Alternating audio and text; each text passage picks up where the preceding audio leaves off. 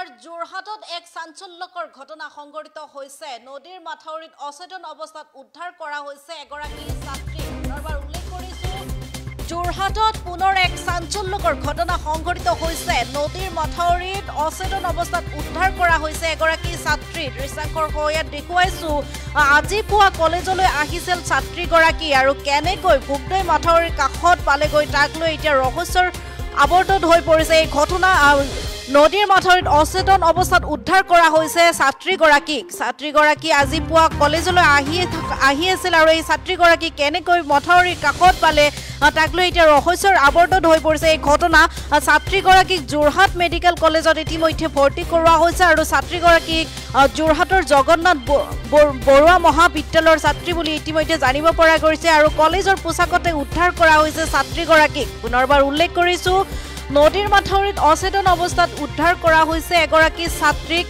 কলেজৰ পোছাকতে উদ্ধাৰ কৰা হৈছে ছাত্ৰীগৰাকীক আৰু ছাত্ৰীগৰাকীৰ ঘৰ যোৰহাটৰ বাঘমৰাত বুলি ইতিমধ্যে জানিব পৰা গৈছে আৰু এই সন্দৰ্ভত কিছু মন্তব্য আছে, মন্তব্য আগবঢ়াইছো।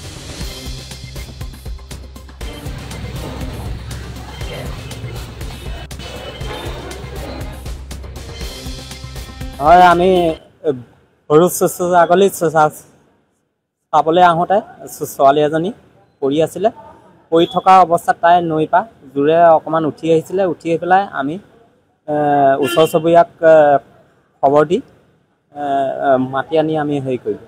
সেয়াই মেডিকেলত ভৰ্তি। আমি গৰু ছাগলী চাবলৈ আহোঁতে দেখিছোঁ। ছোৱালীজনী মানে হেৰিয়া ডিভাইডাৰ পানীৰ পৰা উঠি পেলাই ৱালৰ হেৰিয়াত মানে হাতটো দি পেলাই এনেকে জোৰে চেষ্টা কৰিছে। এতিয়া সেইটো আমি ক'ব নোৱাৰিম। এতিয়া জেবি কলেজৰ বুলি কৈছে বাৰু। ইউনিফৰ্ম আছে। হয়, আমি সৰু ছাগলী চাবলৈ আহোঁতে ছোৱালী এজনী পৰি আছিলে। পৰি থকা অৱস্থাত তাই নৈ পা জোৰে অকণমান উঠি আহিছিলে। উঠি আহি পেলাই আমি ওচৰ চুবুৰীয়াক খবৰ দি মাতি আনি আমি হেৰি কৰিলোঁ। সেয়াই মেডিকেলত ভৰ্তি। আমি গৰু ছাগলী চাবলৈ আহোঁতে দেখিছোঁ।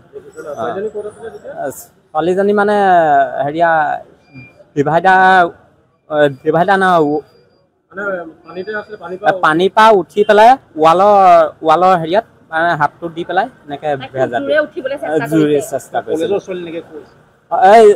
এতিয়া সেইটো আমি ক'ব নোৱাৰিম। এতিয়া জেবি কলেজৰ বুলি কৈছে বাৰু। ইউনিফৰ্ম আছে। হয়, আমি যিকোনো খবৰৰ বাবে যোগাযোগ কৰক 7099017330 লগতে 7099017110 নম্বৰত।